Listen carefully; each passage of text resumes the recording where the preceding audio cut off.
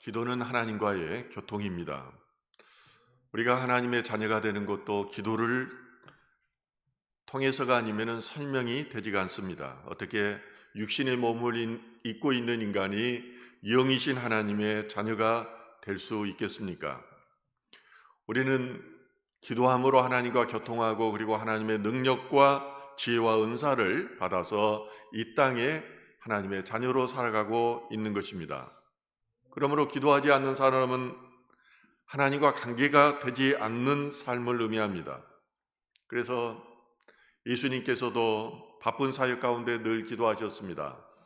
마가복음 1장 35절에 보면 예수님은 날이 어둡고 해가 떠오르기 전에 일어나 한적한 곳에 가서 기도하셨다고 기록하고 있습니다. 예수님은 가끔 기도하는 것이 아니었습니다. 습관으로 기도하셨습니다. 예수님은 새벽에 기도할 뿐만 아니라 밤에도 기도하셨습니다. 12 제자를 선택하실 때에 산에 가서 철야 기도를 하신 것입니다.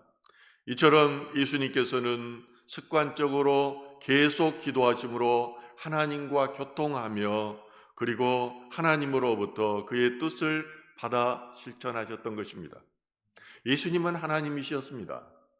그분은 성령이 물불듯이 하여서 그의 말하는 것, 행하는 것은 모두 하나님이 행하심이었습니다. 하나님이 말하는 것이었습니다. 그런데 그런 하나님이신 예수님이 습관처럼 그렇게 기도한 이유는 무엇이었을까요? 하나님이신 예수지만 그는 육신의 몸을 입고 이 땅 가운데 오셨습니다.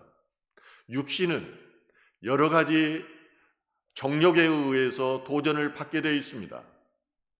그러므로 예수님께서는 하나님과 늘 교통하면서 이런 유혹과 도전들을 이겨내셨던 것입니다.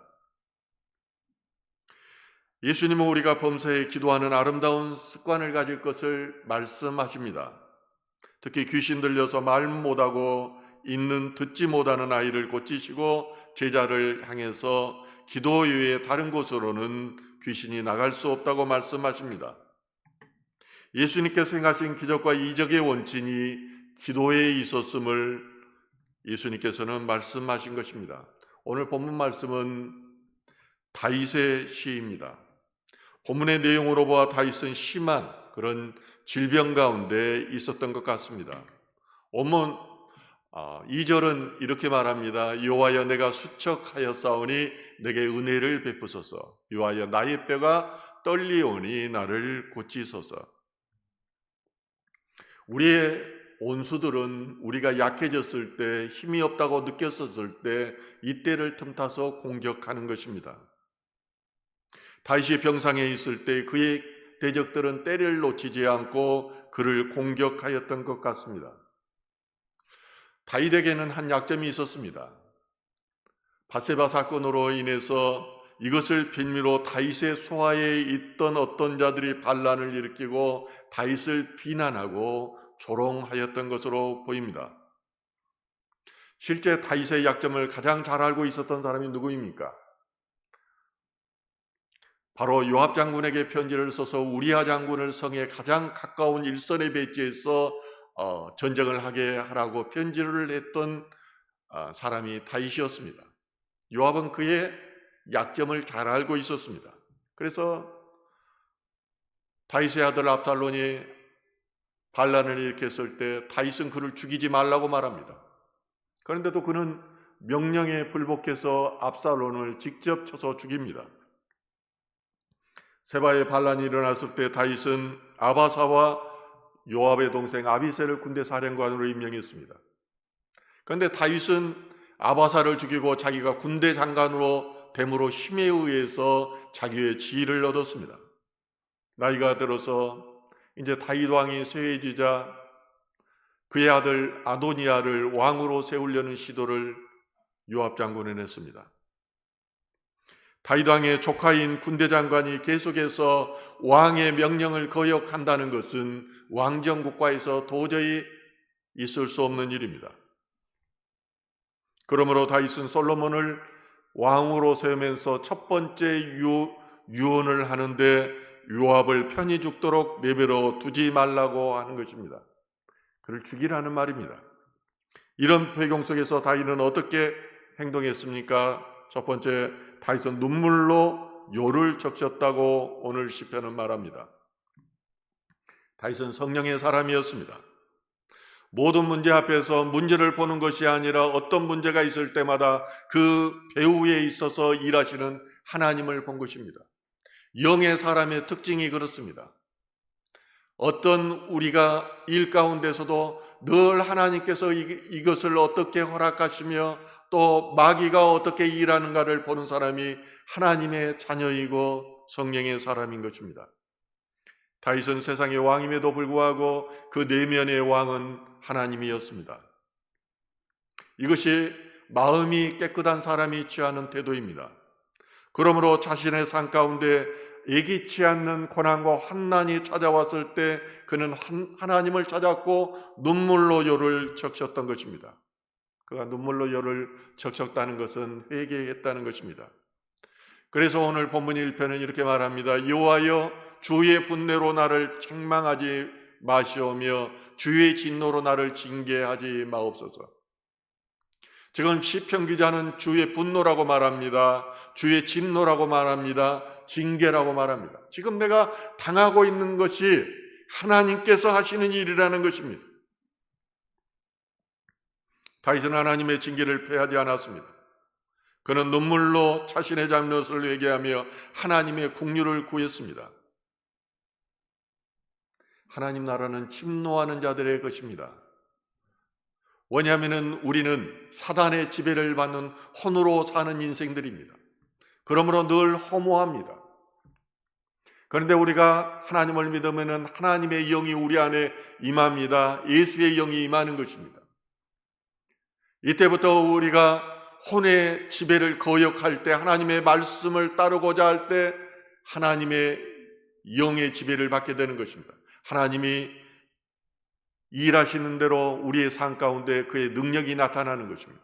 그래서 하나님의 임재가 경험되고 하나님 나라가 임하는 것입니다. 이게 침노하는 자들의 것이라는 것입니다. 그런데 이러한 하나님 나라의 침노는 회개를 통해서 이루어지는 것입니다. 회개하지 않고서는 혼의 지배로부터 벗어날 수가 없습니다. 그러므로 회개와 믿음이라는 것은 손바닥의 양면과 같은 것입니다. 누구나가 시편 6편 6절은 이렇게 말합니다. 내가 탄식함으로 피곤하여 밤마다 눈물로 내 침상을 띄우며 내 요를 적시나이다. 누구나가 죄를 짓습니다. 그러나 고난과 환난이 찾아왔을 때 그 원인을 자신의 잘못에서 찾고 죄를 회개하는 사람은 그렇게 많지 않습니다. 특히 잠을 자면서 요를 적실 만큼 눈물을 흘리는 자는 많지 않은 것입니다. 그래서 하나님의 부르심을 받은 자들, 하나님의 선택함을 받은 자들, 하나님의 자녀가 되는 자는 하나님의 은혜 앞에서, 자신의 죄 앞에서 끊임없이 눈물을 흘리는 것입니다. 오늘날 많은 사람들이 거짓으로 돈을 법니다. 뇌물을 써서 배를 채우기도 합니다. 남을 이용해서 자신의 배를 채우는 경우가 허다합니다. 그러나 정작 자신의 죄가 드러나도 눈물로 회개하며 통회하는 이들은 많지 않습니다. 그들 가운데 하나님이 없기 때문입니다. 내가 재수가 없어서 걸렸다고 생각합니다. 다른 사람들도 나처럼 이렇게 부정하게 산다고 생각합니다. 그래서 회개의 기도는 겸손한 자만이 할 수 있습니다. 교만한 자들은 결코 회개를 하지 않습니다. 가롯 유다는 특별하게 자신이 회개할 기회가 몇 번이 있었음에도 불구하고 회개하지 않았습니다. 역대하 7장 14절은 말합니다. 내 이름으로 일컫는 내 백성이 그들의 악한 길에서 떠나 스스로 낮추고 기도하여 내 얼굴을 찾으면 내가 하늘에서 듣고 그들의 죄를 사하고 그들의 땅을 고칠지라. 사단 마귀의 영향을 받아서, 사단 마귀의 이끌림을 받아서 혼으로 살아가고 죄로 살아가고 교만으로 살아가는 이들이 회개하면은 하나님께서 그 기도를 듣고 하늘문이 열리고 죄가 사하여지고 그의 인생에 복이 임할 것이라는 것입니다. 제가 군에 복무할 때 저는 통신학교에서 후반기 교육을 받았습니다. 이때 우리들이 통상적으로 쓰는 말이 있었습니다. 우리 눈에는 보이지 않지만은 하늘에는 전파가 가득하다는 것이었습니다. 그렇습니다. 우리 눈에는 보이지 않지만 하늘에는 악한 영들이 가득합니다. 악한 영들이 가장 좋아하는 곳이 어디입니까? 사람의 몸입니다. 사람은 혼과 영으로 지음받은 영적 존재이기 때문입니다. 영적 동물이기 때문입니다. 그러나 깨끗한 곳에는 악한 영이 들어오지 못합니다. 죄가 있을 때 죄를 타고 악한 영이 들어오는 것입니다. 바로 다윗도 그가 밧세바를 범하는 죄를 지었을 때 악한 영이 들어와서 그를 괴롭힌 것입니다. 다윗은 매일 탄식함으로 매일 눈물을 흘렸습니다. 나는 죄인입니다. 나를 용서하여 주옵소서. 그렇게 요를 적시며 눈물을 내며 회개했을 때 하나님의 마음에 합한 자가 되었던 것입니다. 둘째로 다윗은 근심으로 눈이 쇠하여졌다고 오늘 본문은 말합니다. 다윗의 최대의 적은 원수가 아니었습니다. 우리 인생의 최대의 적은 사단마귀가 아니고 사람도 아닙니다. 그럼 가장 무서워해야 될 것은 무엇입니까? 하나님입니다. 하나님께서 이 원수를 허락하셨다는 사실을 우리는 믿어야 됩니다. 다윗을 왕으로 세우신 하나님께서 자신이 아무리 기도를 해도 아무런 응답이 없을 때에 그를 더욱 힘들었습니다. 그러므로 오늘 7절은 말합니다. 내 눈이 근심으로 말미암아 쇠하며 내 모든 대적으로 말미암아 어두워졌나이다. 자신을 돕는 하나님의 손이 떠났다고 그는 생각했습니다. 하나님이 손이 떠났다고 생각했을 때의 영적 고통과 그 아픔은 대적들로 인한 그런 공격보다도 훨씬 다윗을 힘들게 했습니다. 그러므로 다윗은 고통과 근심으로 매우 몸이 쇠하여졌습니다. 눈이 어두워졌습니다. 고통은 기도의 학교입니다. 하나님 앞에 기도하지 않던 사람들도 고통 가운데 있을 때에 기도하는 것입니다. 예수님은 산상수훈에서 심령이 가난한 자들이 복이 있다고 말합니다. 의에 줄이고 목마른 자들이 복이 있다고 말합니다. 이 말은 다른 표현으로 말하면 결핍된 상황을 말합니다. 우리가 고난 가운데 있을 때, 환난 가운데 있을 때 하나님을 찾게 되어 있는 것입니다. 그랬을 때 하나님의 은혜가 임하고 이것이 복이 되는 것입니다. 다윗은 문제와 고통 가운데서 하나님을 간절히 찾았습니다. 하나님의 자비를 구했습니다. 그의 기도는 몸으로, 금식으로 몸이 쇠하여졌고 눈물로 눈이 멀 만큼 간절한 것이었습니다. 이럴 때 인생 역전을 이룹니다. 이럴 때 하나님께서 우리의 상황을 바꿔주시는 것입니다. 우리가 최악이라고 생각했을 때 기도하면 그것이 최선이 되는 것입니다. 그래서 여우굴에서는 무신론자가 없다는 속담이 있습니다. 왜냐하면 모두 살기 위해서 기도하기 때문입니다. 기도하면 응답받기 때문입니다. 마태복음 7장 7절에 말합니다. 구하라 그리하면 너희에게 주실 것이요 찾으라 그리하면 찾아낼 것이요 문을 두드리라 그리하면 너희에게 열릴 것이니. 예수님께서는 기도하는 방법을 가르쳐 달라고 부탁하는 제자들에게 이렇게 말씀하십니다. 그리고 한 예화를 들어서 말씀하시는데 어떤 버대게 밤중에 이 찾아가서 떡 3덩어리를 구워달라고 할 때의 상황을 설정합니다. 이때 그 친구가 어떻게 하겠느냐는 것입니다. 그 친구에게 이렇게 말합니다. 내 벗이 여행 중에 왔으니 내게 먹일 것이 없다. 그러니까 좀 떡 3덩어리만 구워달라고 하면 어떻게 하겠느냐 이 말씀입니다. 예수님께서 말씀하시는 것은 친구의 우정으로 주는 것이 아니다. 그 간청함으로 일어나서 그 요구를 들어줄 것이라고 말씀하시는 것입니다. 이처럼 하나님께서는 우리가 간절하게 기도하면은 그 간절함을 보시고 들어주신다는 것입니다. 성도님들의 삶 가운데 어려운 문제가 있습니까? 이럴 때 하나님을 찾아야 됩니다. 기도하지 않고 문제를 해결하겠다는 것은 불신자들의 모습이고 교만한 자의 모습입니다. 저는 이런 위화를 참 안 들고 싶은데 얼마 전에 제 그 딸이 아파트 분양을 받았어요. 근데 본인이 예상하는 가격보다 훨씬 비싸게 분양을 받았어요. 그래서 내가 하나님이 원망스럽다고 이야기를 하더라고요. 그래서 제가 단호하게 이야기했습니다. 어떤 상황 가운데서도 하나님 앞에 원망하거나 불평해서는 안 된다. 하나님이 그것을 듣고 계신다. 오직 기도하거라. 그랬더니 기도했더니 문제가 다 해결됐어요.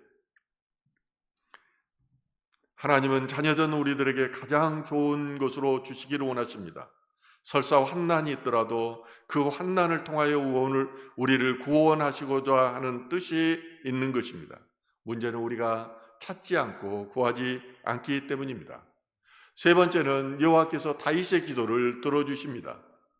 하나님은 언제나 우리 곁에 계시고 우리의 모든 것을 다 알고 계십니다. 제가 밥 먹고 살기 위해서 이렇게 말을 만들어 가지고 할까요? 성경책에 있기 때문에 이 말을 할까요? 저는 가장 좋으신 하나님을 늘 경험하고 있고 경험하였습니다. 그리고 그분께서 설사 내 목숨을 앗아가더라도 저는 은혜에 감사하며 하나님을 위해서 충성할 그런 각오가 되어 있습니다. 그분은 신실한 분이시기 때문입니다. 그분은 우리의 필요한 것을 모두 알고 싶고 우리가 생각만 해도 들어주시는 분입니다. 그래서 우리가 생각하는 것도 기도라고 저는 생각합니다. 어떤 집사님이 기도를 하는데 하나님이 그런 응답을 주셨습니다. 내가 너를 최고 경영자로 올려주겠다. 그래서 회사 대표를 찾아가서 대표한테 말했습니다. 대표님, 내가 기도했더니 하나님께서 나를 최고 경영자로 사용하시겠다고 그러시네요.